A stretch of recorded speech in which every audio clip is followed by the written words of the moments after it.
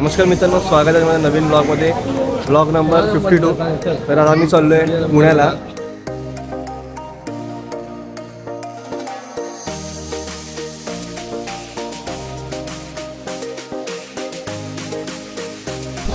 आताचा ब्लॉग आम्ही इथेच थांबवतो. कसा वाटला नक्की सांगा. जास्तीत जास्त लाईक करा, शेअर करा आणि सबस्क्राईब करा. तर नेक्स्ट ब्लॉगसाठी कनेक्ट राहा.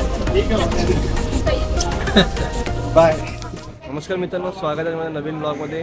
Blog number 52. तर आज आम्ही चाललो आहे पुण्याला. थंबनेल बघून तुम्हाला कळलं असेल पुण्याला का चाललो आहे. दगडूशेठ हलवाई या दर्शनासाठी. मी अभि आहे आणि नीरज ते बिझी आहे. सकाळी सकाळी त्याची मीटिंग चालू आहे. आणि इथे बघा एक ॲक्टर आहे. बघा, हा एक ॲक्टर आहे येल्लो शर्टवाला. हा ॲक्टर आहे.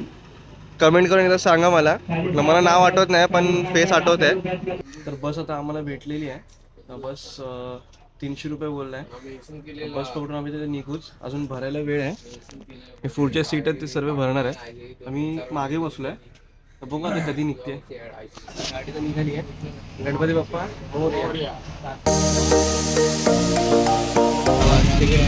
तुम्हाला तिकीट दाखवतो. दिसते का तिकीट? काढले आहेत माझी, अभिषेक, नीरजची 3 तिकीटे झाले आहेत. टोटल 11 किती आले? 1110 रुपये झाले. इथे पोहोचलो. मुंबई बँगलोर हायवेवर आहे आणि तुम्हाला रस्ते दाखवतो बघा.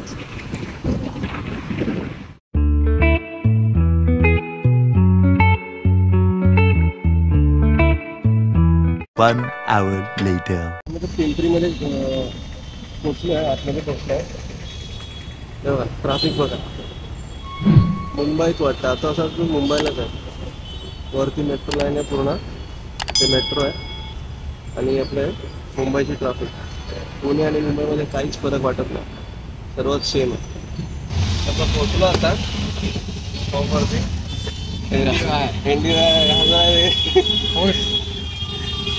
डायरेक्ट आम्ही मंदिरात जाऊ आता.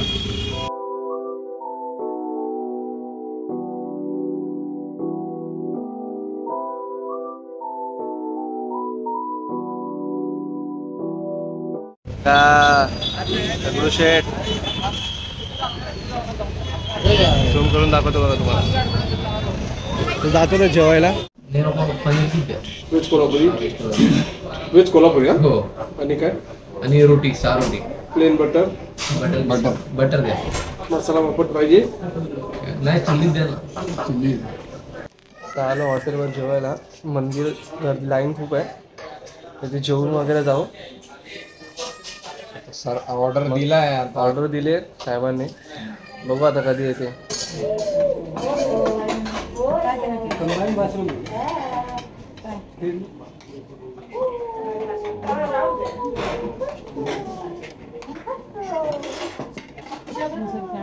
बोलू डाल दो, बोलू बाद में देंगे. बाद में देंगे ना, धीरे धीरे पहले माहौल बनना है.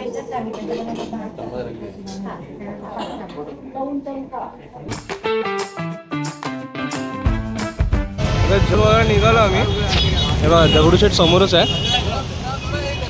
दगडूशेठ आहे मंदिर समोर. दर्शनाला जातो. मंदिराची काही माहिती आहे तुम्हाला सांगतो आणि काय चुकत असेल तर मला कमेंटमध्ये सांगा.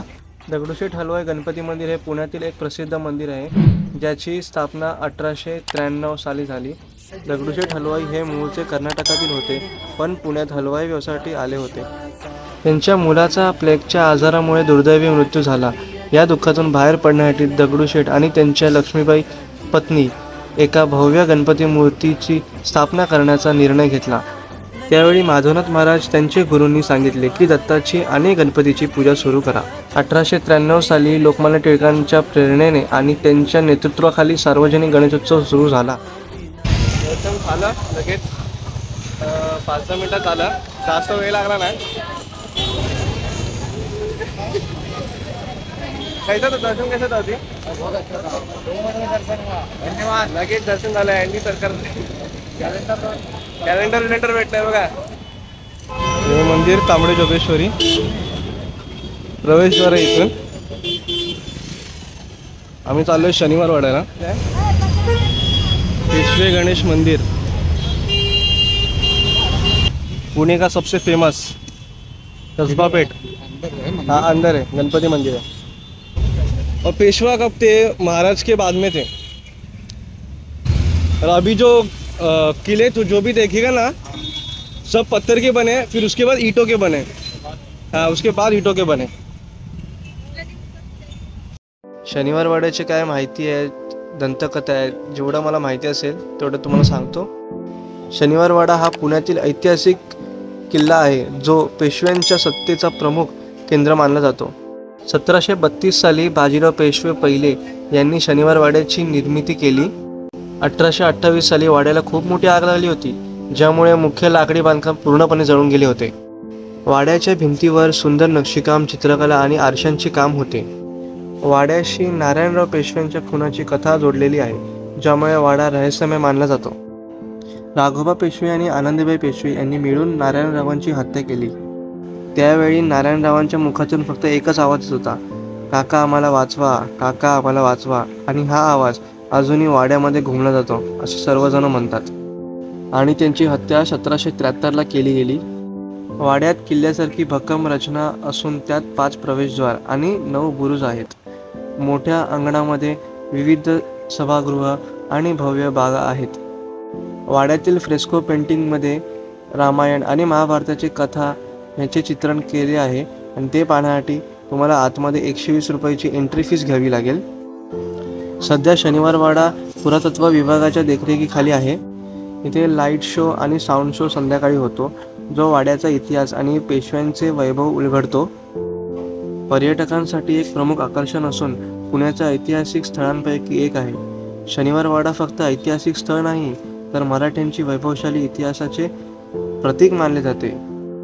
बाजीराव पेशवे यांनी बांधकामासाठी शनिवारचा शुभ दिवस निवडला, त्यामुळे याला शनिवार वाडा म्हणतात। कसबा पेठ, कसबा गणपती मंदिर देवस्थान ट्रस्ट। जातो आता आतमध्ये।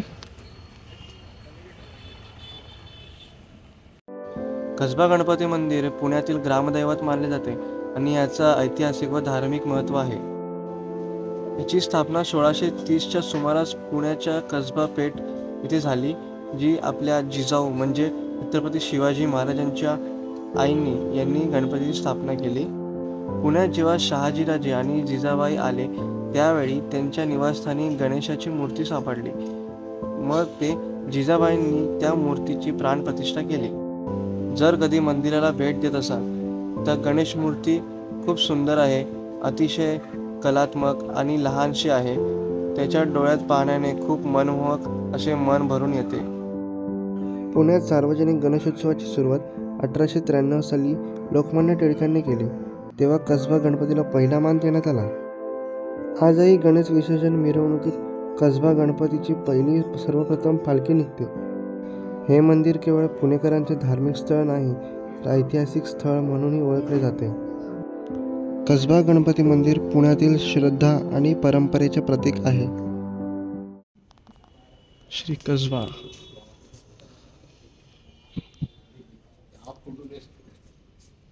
पूरा स्टोरी।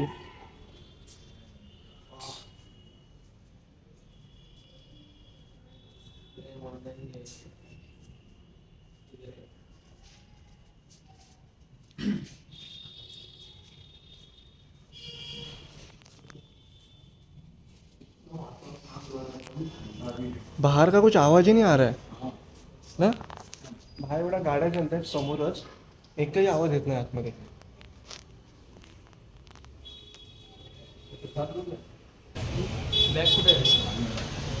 दर्शन झालं कसबा गणपती सुद्धा।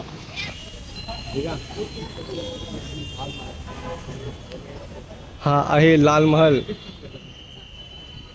शिवमुद्रा लगाय देख, इनका लाल महलची काय माहिती आहे तुम्हाला सांगतो। हा लाल महल खराखुरा नाही आहे, कल्पनेतून बनवलेला आहे। लाल महल पुण्यातील ऐतिहासिक महत्त्वाचे स्थळ आहे, ज्याचा संबंध छत्रपती शिवाजी महाराजांच्या बालपणाशी आहे। या महालाची निर्मिती 1630 साली शहाजीराजे भोसले यांनी केली। शहाजीराजे यांनी आपल्या पत्नी जिजाबाई आणि मुलगा शिवाजी महाराज यांना राहण्यासाठी हा महल बांधला होता। इथेच शिवाजी महाराजांनी आपले बालपण व्यतीत केले आणि त्यांना जिजाबाईंनी स्वराज्याचे स्वप्न दाखवले। लाल महालाचाच एक ऐतिहासिक प्रसंग आहे, म्हणजे शिवाजी महाराजांनी सुभेदार शाहिस्तेखानावर अचानक हल्ला करून त्याची बोटं कापली होती. मूळ लाल महल आता अस्तित्वात नाही, परंतु पुणे महानगरपालिकेने 1680 मध्ये त्याचे पुनर्निर्माण केले आहे, जे काय तुम्ही आता बघू शकता. आजचा लाल महल एक संग्रहालय आहे, ज्यामध्ये शिवाजी महाराजांच्या जीवनाशी संबंधित चित्रे, शिल्पे आणि ऐतिहासिक साधने ठेवण्यात आली आहे. आतमध्ये व्हिडिओग्राफी आणि फोटोग्राफी अलाउड नाही आहे, आम्ही फक्त बाहेरूनच दाखवू शकतो, जे तुम्ही आता पाहताय.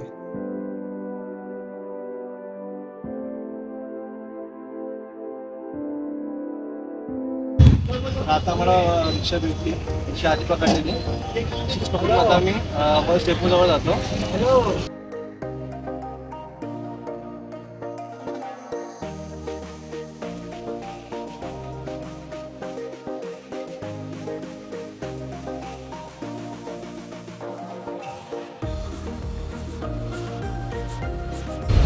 हॅलो, डेपोजवळ आलो आता.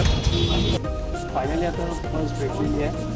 तर जशी भेटली बस तशी पकडून 500 रुपये बोलले होते एका तिकीटचे, पण कॉम्प्रोमाइज करून कमीमध्ये 30 रुपयेमध्ये झालं. तर आम्ही आता लगेच निघतो. आत्ताचा ब्लॉग आम्ही इथेच थांबवतो. कसा वाटला नक्की सांगा. जास्तीत जास्त लाईक करा, शेअर करा आणि सबस्क्राईब करा. तर नेक्स्ट ब्लॉगसाठी कनेक्ट राहा. बाय.